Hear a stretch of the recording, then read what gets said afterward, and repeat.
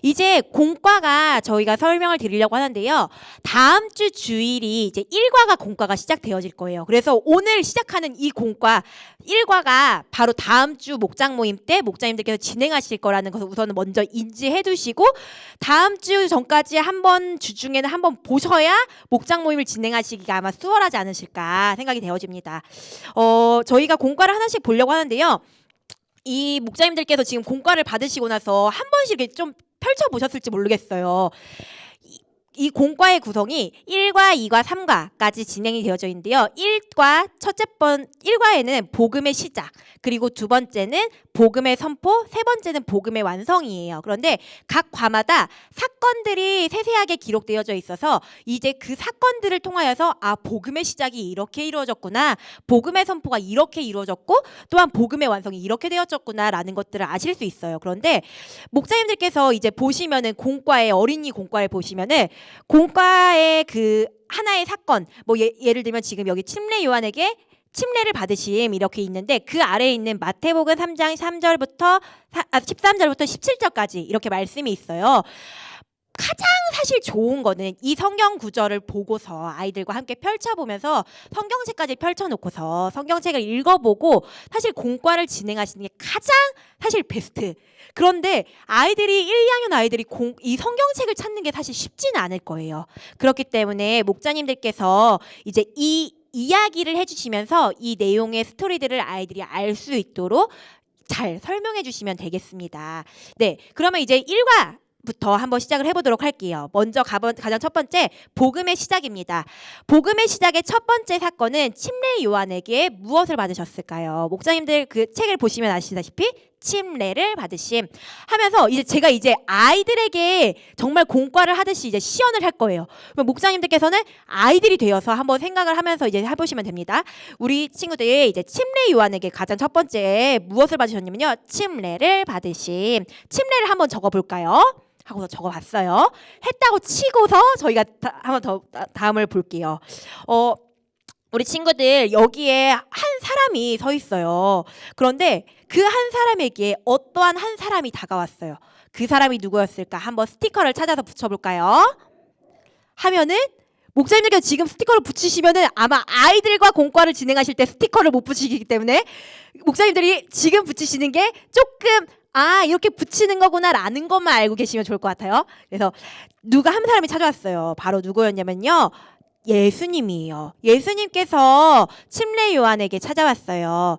그런데 침례 요한은 어떠한 사람이냐면요, 예수님이 오실 길을 예비하기 위해서, 정말 예수님께서 오실 것을 준비하기 위해서 사람들에게 회개하라고 이야기를 하면서 그들에게 복음을 전한 사람이었어요. 이 침례 요한에게 한 사람, 바로 청년 예수님께서 요단강가에 찾아가셨어요. 그리고 두 번째, 침례 예수님께서는요, 스스로 나서서 자신을 죄 많은 인간들과 동일시하면서 나를 침례 주세요 라고 하면서 침례를 받으시게 되었어요. 그리고 세 번째, 물에서 나온 예수님의 모습이 딱 나왔을 때 하늘에서 어떠한 한 소리가 들리기 시작했어요. 그 소리를 한번 스티커를 붙여볼 건데, 이 스티커가 원래 스티커북에 되어 있던 거는 예수님이 나를 향해서 이는 내 사랑하는 아들이다 라고 이야기를 하게 되어서 다시 이번에 수정을 해서 스티커를 저희가 보내드린 게 있었어요. 조그만한 스티커가 아마 있을 거예요. 그래서 그 스티커를 붙이시면서 이는 내 사랑하는 아들이며 내가 기뻐하는 아들이다 라고 이야기를 하셨어요. 예수님께서는요, 침례를 받으심으로 사역의 시작을 이루기 시작하셨어요. 그리고 이제 목자님들이 이 공과의 목자님들 교사용에 보면 5페이지에 보면은 예수님이 침례를 받으시고 하늘로부터 어떠한 음성이 들렸었나요? 또 침례는 어떠한 의미인가요? 라는 그런 이야기는요, 목자님들께서 혹시 공과를 하면서 추가적으로 설명을 해주시면 좋은 내용들이 이곳에 기록이 되어져 있어요. 그래서 목자님들께서 이 부분들은 아이들에게 미리 읽고서 침례는 뭐냐면, 얘들아, 침례라는 거는 하나님의 백성으로 우리가 다시 살아간다는 거야. 죄를 버리고 이제 하나님의 사람으로 다시 거듭난다는 거야 라는 것을 이야기를 해주시면 될 것 같아요. 그래서 이렇게 복음의 시작이 침례 요한에게 예수님께 침례를 받으심으로써 예수님의 사역이 시작되었어. 그러면 두 번째 우리가 어떠한 사건이 있었는지 한번 볼게. 마귀에게 두 번째 어떠한 일을 당하셨을까? 한번 친구들이 읽어볼까요? 시작. 시험을 당하심. 우리 시험을 한번 적어볼까? 하고서 적어주시면 돼요. 그리고서 원래 지금 여기 아이들 공과에 누가복음 4장 1절부터 13절까지라고 되어져 있어요. 그런데 지금 여기 아래에 있는 그 스티커의 내용들은 마태복음 4장 1절부터 11절까지의 내용이 순서대로 되어져 있어요. 그래서 이게 돌들에게 떡을 명하시고 떡이 되라고 명하시고 내게 절하면 다 내 것이 되리라고 하고 여기서 뛰어내리라고 했던 그 말씀이 마가복음에도 기록되어져 있고 누가복음에도 원래 기록되어져 있었는데 이게 저희가 이걸 집필하면서 조금 오류가 있었던 것 같아요. 그래서 저희가 이거를 놓쳤던 부분들을 목사님들께 다시 한번 말씀드리면서 원래 이게 지금 이 아래에 있는 성경 구절은 마태복음 4장 1절부터 11절까지에 있는 내용들을 가지고서 이게 구성이 되었다는 것을 보시고서 함께 두 번째 사건들을 살펴보도록 하겠습니다. 네, 이제 이 아래에 있는 문장들을 한번 읽어보면서 우리 마귀가 어떻게 우리 예수님에게 속삭였는지 시험을 했는지 한번 살펴보려고 해요, 친구들. 가장 먼저 사단이 마귀가 어떻게 이야기했을까? 첫 번째 한번 읽어볼게요. 그 아래에 있는 내용 한번 읽어볼게요. 시작. 돌들에게 명하여 떡이 되게 하라. 사단은 예수님을 향해서 마귀는 예수님을 향해서 이 돌을 가지고서 빵으로 만들어 보라 라고 하면서 예수님을 시험했어요. 그러자 예수님께서는 뭐라고 하셨을까? 스티커를 한번 붙여보면서 해볼까요? 스티커를 붙여보고 사람이 빵으로만 살 것이 아니다 라고 예수님께서 말씀하셨어요. 예수님은 사단이 그 시험하는 그 시험에 빠져들지 않았어요. 그런데 사단은 그럼에도 불구하고 다시 두 번째 시험을 예수님께 했어요. 그 두 번째 시험 무엇이었을까요? 한번 읽어볼까요? 시작. 내게 절하면 다 내 것이 되리라. 내게 엎드려 절하면은 이 모든 것이 당신의 것이 될 것입니다. 라는 그 스티커를 붙이면서 마귀는 사단은 예수님을 시험했어요. 그런데 그 시험에 예수님은 넘어갔을까요? 아니에요. 예수님은 그럼에도 불구하고 넘어가지 않으면서 예수님은 다시 말씀으로 말씀하셨어요. 그 말씀이 무엇이었을까? 한번 스티커를 붙여볼까요? 하고서 주 너의 하나님을 예배하고 오직 그분만을 섬겨라 라고 예수님께서 말씀하셨어요. 그런데 사단은 두 번의 시험을 거쳤음에도 불구하고 다시 한번 예수님에게 찾아와 시험하기 시작했어요. 세 번째 어떠한 시험을 했을까요? 한번 읽어볼게요. 시작. 여기서 뛰어내려라. 예수님에게 마귀가 다가가서 여기서 뛰어내려 보시오 라고 이야기를 했어요. 그런데 예수님께서는 이렇게 말씀하셨어요. 주 너의 하나님을 시험하지 말라 라고 이야기를 했어요. 예수님은요 친구들 세 차례의 시험을 통해서 계속 마귀에게 시험을 당하였지만 예수님은 그냥 예수님의 생각으로 한 것이 아니라 그 전에 하나님께서 말씀하신 그 말씀대로 성경에 쓰여 있다라고 말씀하신 그 말씀을 통하여서 하나님의 말씀으로 이 마귀의 유혹에서 이길 수 있게 되었어요. 여기까지 어떻게 보면 우리 목자님들이 이렇게 설명하시는 내용인 거고요. 그 옆에 8페이지에 있는 내용은 이제 죄를 범할 수 있었을까요? 예수님은 이 땅에 오셔서 사단에게 왜 시험을 받았을까요? 이 내용들을 목자님들께서 그냥 이야기를 읽으시고 아이들에게 혹시 추가적으로 아이들이 질문을 하거나 했을 때 설명을 해주시면 될 것 같습니다.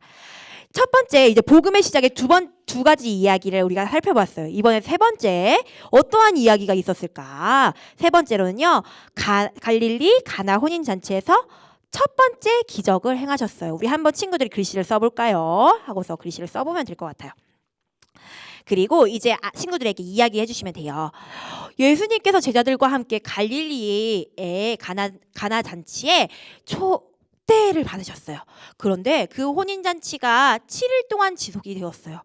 그런데 그곳에 많은 사람들이 많이 모여서 사람들이 마실 포도주가 모두 다 떨어지게 된 거예요. 그러자 사람들은 어떻게 해야 되지 라고 고민을 하면서 어떻게 하지 하면서 발 동동 굴르고 있는 거예요. 그러자 예수님께서는 하인들에게 이렇게 말씀하셨어요. 항아리마다 모두 물을 채우거라. 그리고 이번 그림을 보면은 이 물에 하인들은 예수님의 말씀대로 물을 채우기 시작했어요. 그리고서 예수님께서 이렇게 말씀하시는 거예요. 얘들아, 이제 그것들을 모두 다 사람들에게 나누어 주거라. 이 물이인데? 이상하다. 우리는 물을 담았는데 이걸 왜 어떻게 포도주로 나눠줄 수 있지? 사람들은 의심하고 생각을 할 수 있었지만 그럼에도 불구하고 예수님의 말씀에 순종하여서 사람들에게 나누어 줬어요. 그런데 깜짝 놀랄 일이 생기게 되었어요. 그 일이 무엇일까 하면서 이제 스티커를 붙여주셔도 좋을 것 같아요. 포도 스티커를 붙여주면서 사람들이 그 물을 맛보았는데 이 세상에서 가장 맛있는 포도주로 그 물이 변해 있는 거예요. 라고 하면서 이제 그 물이 포도주로 변한 그 사건들을 이야기를 해주시면 될 것 같아요. 이제 혼인잔치에서 이 기적들을 행하신 것들까지 함께 우리가 살펴보았어요. 이제 이 세 가지의 일을 통하여서 예수님은 사역의 시작을 이루셨어요. 이제 그리고 그 바이블 액션에 그 있는 내용들을 한번 살펴보려고 하는데요. 목자님들께서 이제 이 아래에 있는 내용들을 보면서 우리 친구들이 사역의 시작이 어떻게 이루어졌는지 이 모션들을 한번 해보려고 해요. 먼저 첫 번째는요, 탄생이에요. 목자님 보시면 아마 다 아실 수 있을 거예요. 탄생 어떻게 했을까요? 이제 저는 아직 아기를 키워본 적이 없어서 모르지만 목자님들 아마 잘 하시지 않을까. 아기를 이렇게 안고 있는 듯한 모습으로 탄생하는 거예요. 그리고 두 번째 침례를 받으시고 예수님이 사역을 시작하셨죠. 침례 하면서 물에 꼴까닥하고 이렇게 들어가는 것처럼 코를 막고서 침례 해주시면 돼요. 세 번째 시험, 마귀에게 시험을 받으셨어요. 그래서 시험. 그리고 거듭남은요, 주먹을 쥐고서 이제 이 주먹을 이렇게 돌려주시는 거예요. 그래서 거듭남 했어요. 그리고 배척. 다섯 번째 배척. 이제 한 손은 가슴에, 한 손은 뭔가를 밀어내는 듯한 모습으로 배척할 때 이 배척하는 걸 바라보는 게 아니라 다른 방향으로 바라보면은 더 배척하는 모습들을 좀 나타낼 수 있지 않을까 싶어요. 그래서 배척하면서 친구들과 아이들과 이 모습들을 통하여서 예수님의 사역이 시작되었음을 알려주시면 되겠습니다. 사실 제가 지금 너무 빨리빨리 하려고 하다 보니까 목자님들께 더 자세하게 사실 설명을 못 드린 부분들이 있었던 것 같아요. 근데 목자님들께서 아마 목장 모임을 진행하시던 그 노하우들이 있기 때문에 아마 목장 모임을 하실 때 더 자세하게 아이들과 또 좀 더 깊이 있게 나누실 수 있지 않을까 생각이 되어집니다. 두 번째, 이제 복음의 선포, 예수님께서 복음의 선포에 있어서 이제 어떻게 복음을 선포하시면서 나아가셨는지 함께 우리가 살펴보려고 해요. 이과를 함께 살펴볼까요? 교사용은 11페이지고요. 이제 예수님께서 제자들을 부르면서 이제 사역이 시작되어지는 거예요. 이제 그 내용들을 함께 살펴보도록 하겠습니다. 복음의 선포, 이과 복음의 선포에서는 예수님께서 어떻게 이제 그 복음을 선포하시면서 사람들에게 이야기하셨는지 우리가 함께 살펴보려고 해요. 첫 번째 사건, 예수님께서 12명의 누구를 부르셨을까요? 제자를 부르셨어요. 예수님은 제자들을 부르시면서 많은 제자들을 함께 하기를 원했어요. 그런데 그 예수님께서 왜 제자들을 부르셨을까? 왜냐하면요, 예수님께서 사역을 하시기 위해서 나와 함께 할 수 있는 동역자인 제자들을 부르신 거예요. 첫 번째 우리 그림을 한번 살펴볼까요? 첫 번째 그림은요, 예수님께서 제자들에게 찾아가셔서 이야기를 하시는 거예요. 얘들아 나를 따라오렴. 한번 스티커를 붙여볼까요? 하면서 나를 따라오너라. 내가 너희를 사람을 낚는 어부로 삼겠다라고 예수님께서는 제자들에게 말씀하셨어요. 예수님께서 제자를 부르신 이유는요, 예수님이 혼자서 모든 일을 하실 수도 있지만 내가 예수님이 없을 때 또는 예수님이 없는 곳에서 많은 사람들이 함께 그곳에 가서 복음을 전할 수 있도록 안내해 주기 위해서, 인도해 주기 위해서 제자들을 부르셨어요. 그런데 친구들, 예수님의 제자들이 몇 명이었을까요? 그 옆에 보면은 예수님의 제자들의 이름들이 있어요. 우리 한번 예수님의 제자들의 이름을 한번 알아볼까요? 하면서 이 이름을 적으시는데 사실 목자님들께서 한 명 한 명 설명해 주시기 쉽지 않으실 거예요.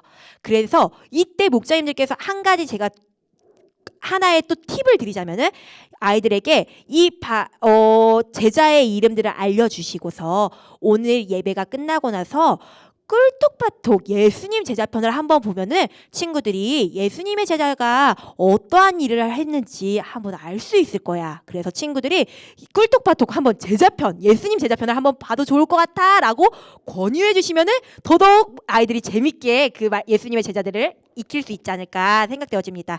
이 뒤에 보면은 이제 12페이지부터는 예수님의 제자들이 어떠한 일들을 했는지, 어떠한 역할들을 했는지, 어떠한 이름의 뜻인지 나와 있어요. 그래서 예수님의 제자들을 알아보았습니다.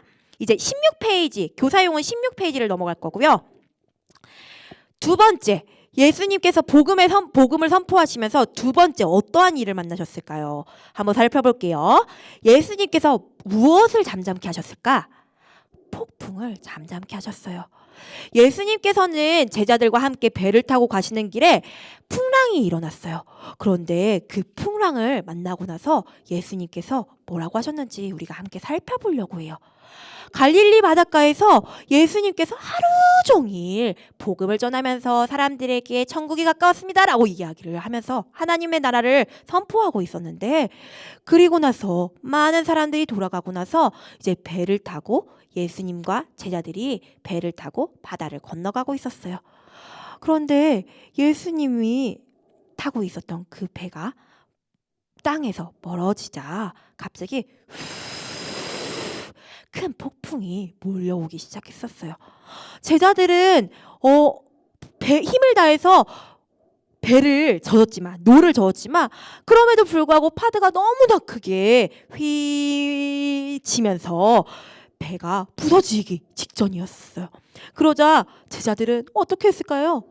그 제자들의 모습이 이 그림에 나와 있어요. 우리 한번 살펴볼까요? 제자들이 어떻게 했을까? 한번 읽어볼게요. 시작. 파도 때문에 두려웠어요. 이 모습이 누구의 모습이었다고요, 친구들? 바로 제자들의 모습이었어요. 한번 제자들의 모습을 생각하면서 제자들을 한번 써볼게요. 제자들은요, 너무너무나 크게 몰아치는 그 파도 때문에 너무나 두렵고 무서웠어요. 그런데 그때 많은 사람들이 너무너무나 두렵고 어떻게 해야 될지 갈 바를 모르 할 때 어떠한 한 사람은 잠을 자고 있었어요. 바로 누구였냐면요, 예수님이었어요. 예수님이 계속 잠자고 있으니까 제자들은 예수님을 방해하지 않고 싶었지만 너무나 큰 파도가 쳐서 안 되겠다고 생각을 해서 예수님에게 찾아갔어요. 그리고 예수님에게, 예수님, 우리가 폭풍으로 죽을 것 같은데 어찌해서 주무시고 계십니까? 라고 제자들은 계속 두려워하며 불안에 떨고 있었어요. 그런데 그때 제자들을 바라보시면서 예수님께서는 일어나셔서 바다를 향해서 이렇게 외치셨어요. 뭐라고 말씀하셨을까요, 친구들? 바람과 호수에게 뭐라고 말씀하셨을까요? 바로 잠잠하라! 라고 말씀하셨어요. 그렇게 예수님께서 말씀하시자 아무 일도 없듯이 바다와 모든 파도가 잠잠해지게 되었어요. 예수님의 모습과 제자들의 모습을 대비하면서 우리 친구들에게 이야기해 주실 수 있을 것 같아요. 세 번째, 우리가 어떻게 예수님께서 또 복음을 선포하셨는지 함께 살펴보려고 해요. 세 번째, 예수님께서는요, 오병이어로 5,000명을 먹이셨어요. 예수님께서 이제 그 오병이어의 이야기를 우리가 해줄 건데요. 먼저 목사님들 중에서 혹시나 오병이어의 뜻이 무엇인지 좀 헷갈리실 수도 있지 않을까라고 해서 여기에 교사용에 보면 18페이지에 자세하게 써 있어요. 오병이어는 떡 5개, 물고기 2마리. 그래서 오병이어라는 뜻이라 해요. 그래서 오병이어로 5,000명을 먹이셨어요 라는 것을 우리 아이들과 함께 나누려고 합니다. 예수님께서 많은 사람들에게 이제 많은 사람들을 만나면서 복음을 전하시다가 많은 사람들이 너무 시간이 많이 지나서 배가 꼬르륵 배가 고파지는 거예요. 그러자 예수님의 말씀에 집중하지 못하게 되는 사람들도 많이 있고 조금 힘들어하는 사람들도 있게 된 거예요. 그러자 예수님께서 사람들을 향해서, 제자들을 향해서 이렇게 물어보셨어요. 우리 이곳에 먹을 것이 없을까? 그러자 제자들이 이렇게 이야기했어요. 예수님, 이 많은 사람들을 어떻게 먹여요? 그냥 동네로 빨리 돌려보내서 동네에서 밥을 먹고 올 수 있도록 얘기해 주세요 라고 이야기를 했어요. 하지만 예수님께서는 빌립에게 다시 한번 물어보셨어요. 얘들아, 우리 어떻게 안 될까? 그때 한 소년이 바구니에 무엇인가를 들고 왔어요. 이게 무엇일까요? 스티커를 붙여볼까요?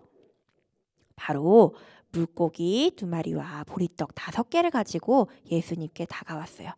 예수님께서는요, 그 보리떡 5개와 물고기 2마리를 받자 이것을 가지고서 하나님께 손을 들어 기도하기 시작했어요. 하나님, 이 물고기 2마리와 보리떡 5개가 있습니다. 하나님 도와주세요. 그리고 이 많은 사람들이 배불리 먹을 수 있도록 도와주세요. 라고 아마 기도하지 않으셨을까요? 그렇게 기도하고 나서 예수님은 제자들에게 이야기했어요.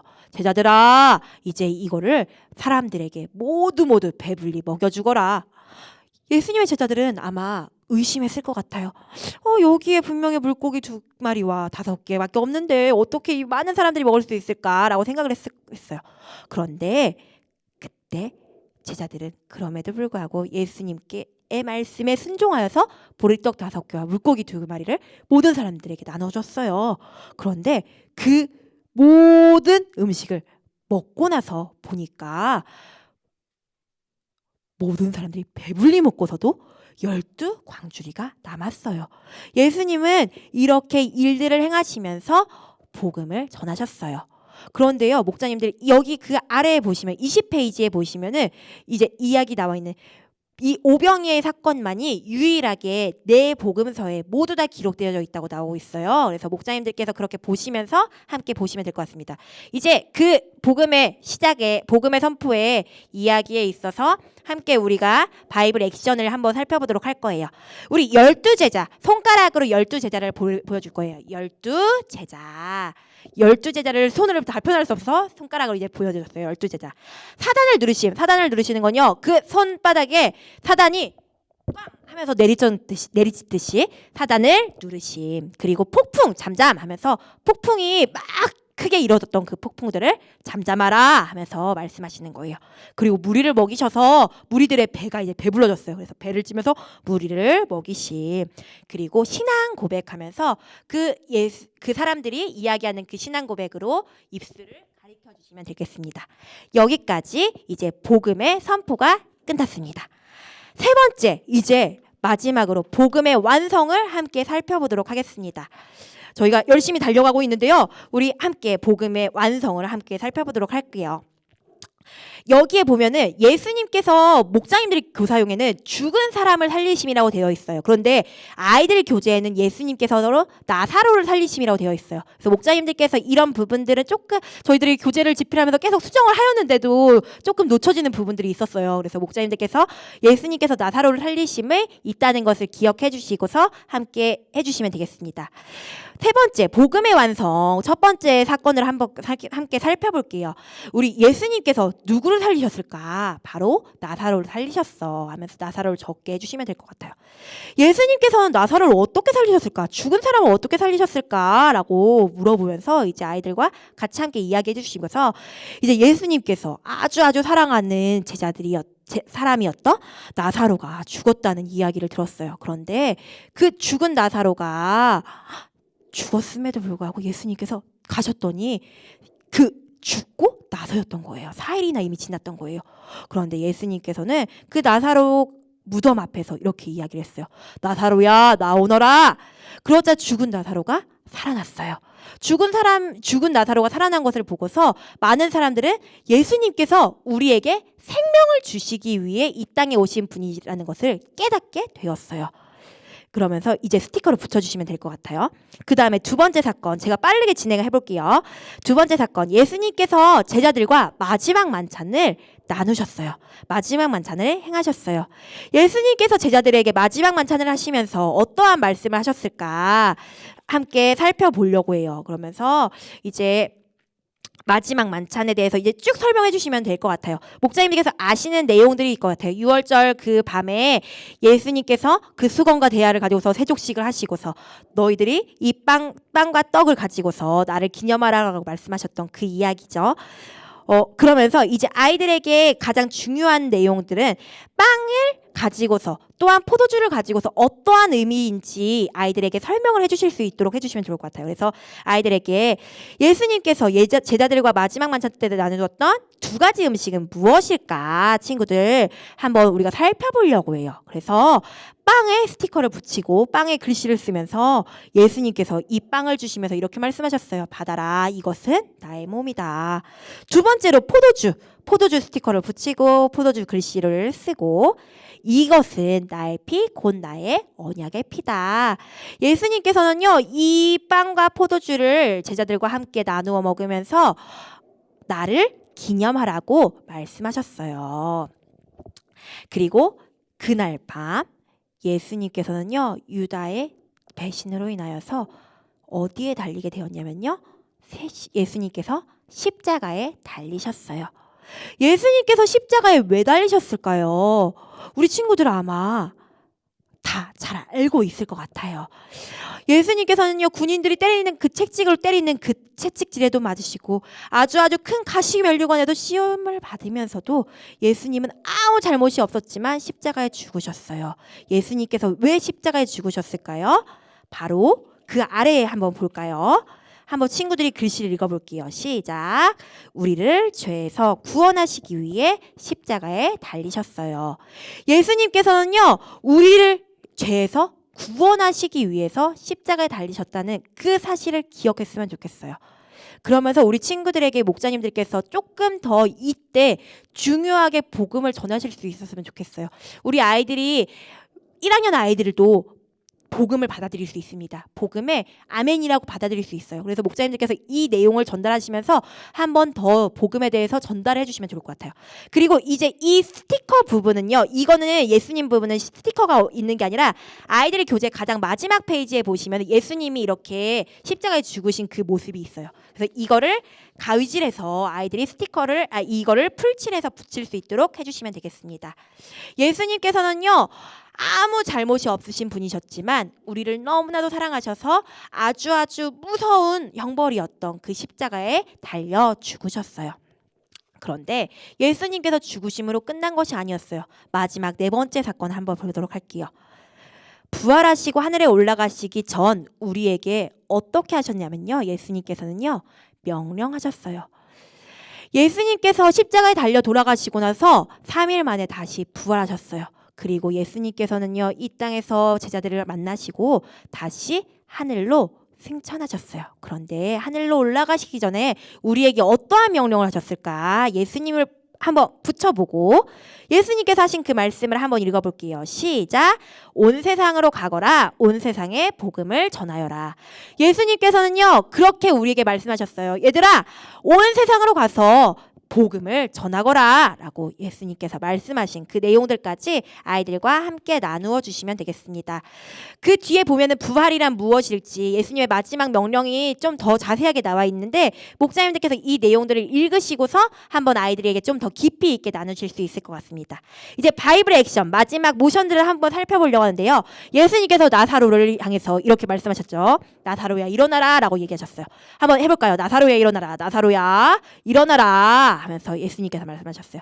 그리고 최후의 만찬, 떡과 포도주를 먹으면서 최후의 만찬 하면서 두 손을 입에다가 이렇게 가려주시면 돼요. 그리고 예수님께서 십자가에 달려 죽으셨죠. 십자가, 제가 두 손이 없어요. 그리고 부활, 예수님께서 죽으심으로 끝난 것이 아니라 두 손으로 이렇게 부활하는 모습을 보여주셔요. 그리고 마지막에 예수님께서 승천하셨죠. 승천하면서 승천 올라가는 모션까지 같이 함께 해주시면 되겠습니다. 네, 제가 목사님들 이렇게 나누어 드렸는데 아마 목사님들께서 더 좋은 방법들이 있으신 게 있을 수 있어요. 목사님들께서 목장 모임을 하시면서 그동안의 노하우와 그런 방법들이 있기 때문에 그런 방법들을 가지고서 각 마을마다 목사님 이거 할 때 이런 거 좀 좋지 않을까요? 뭐 이런 아이디어들을 서로 이렇게 정보를 교환하면은 아이들과 함께 더 재미있는 목장 모임을 진행할 수 있지 않을까 생각되어집니다.